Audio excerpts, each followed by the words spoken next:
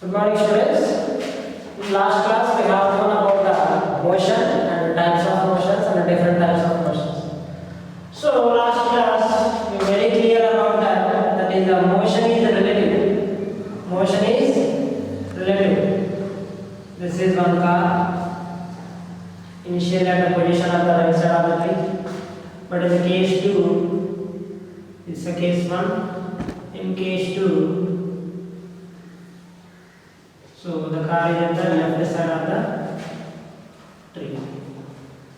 We are clear already. We have known very well about the motion. Case 1 and case 2. Case 1 and case 2. Initially, car is at the right side of the tree, and in the second position, the car is at the left side of the tree.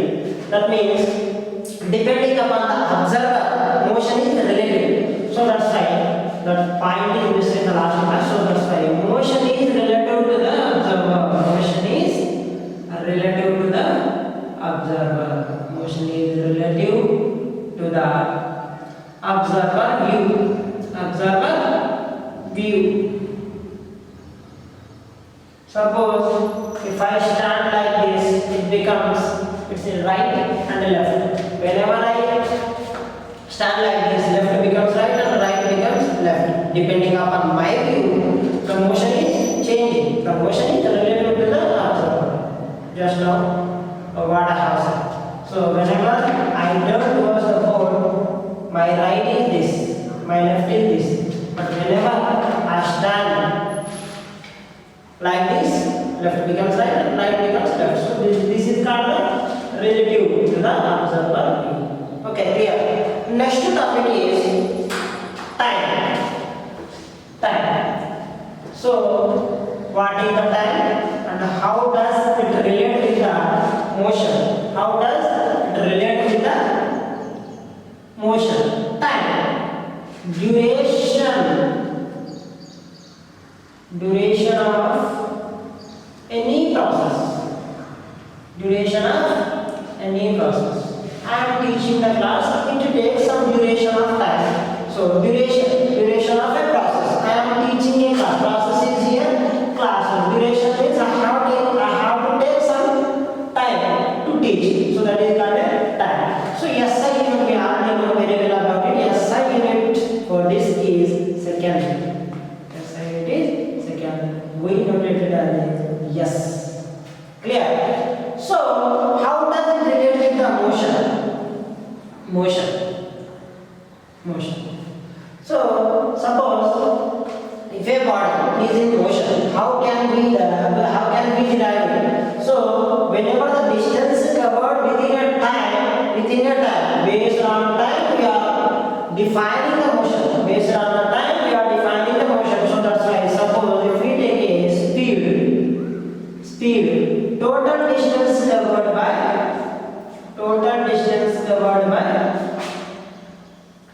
time taken. So let's have an example. Suppose here we have a car. Here we have a car. It is moving under.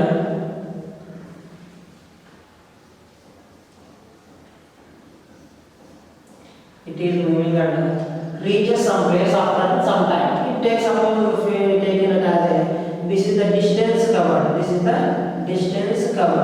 Distance covered. Then how much time? Suppose 10 seconds it has taken. Suppose it is 20 meters.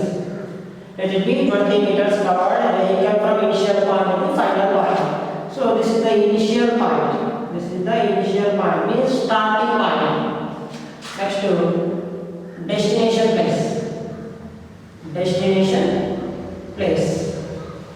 So it reaches after 10 seconds covered 20 meters. That means motion. So motion is related with the time. So that is the speed. Then how much speed does the vehicle is moving? We can derive it. That means 20 meter distance covered in 10 seconds. So that's why how much speed we can calculate it as a 20 meters by 10 seconds. 10 ones 20, 10 twos. 2 meter per second. 2 meter per second. That means it covers 2 meters per second.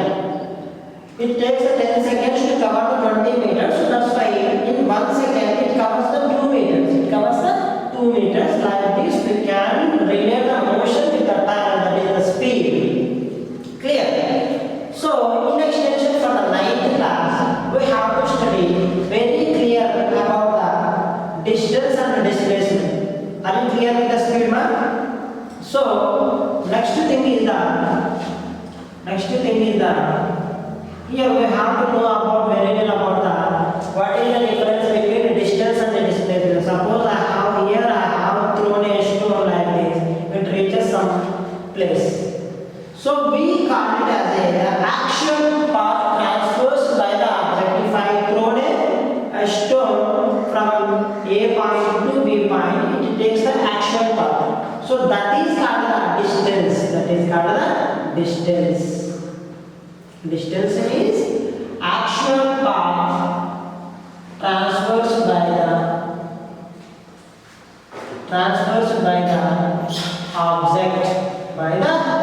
object. Action path transversed by the object. That means wherever I thrown a stone from here to here, it takes some path. That is called the action path, is known as the distance.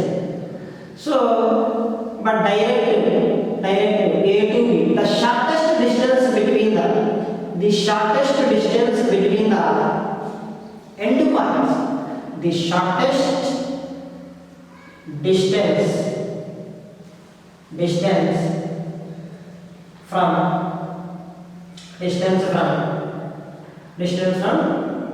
initial point to final point, initial position to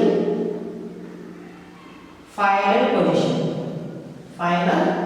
position. So that is why distance and displacement are different. Most of you thought that these both are same.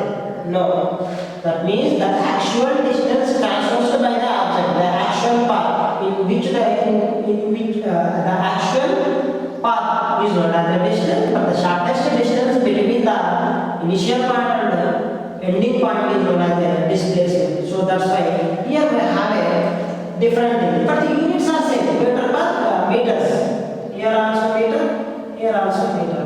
We know already in the level quantities very well about the length can be measured in the meter. So here we have clear differentiation between the speed and the velocity. For that I have explained. To clear the concept of what is speed and what is velocity, we have to know very well about the very well clear with the displacement and the distance. Speed means distance covered by a body in a particular time or defined time. Just now we have seen an example, a car goes 20 meters, it covers 20 meters distance in 10 seconds. So that is called distance covered by a body in a particular time. So but velocity, the rate of change of displacement. Here also we can write the rate of change of distance is known as a speed, but the rate of change of displacement is known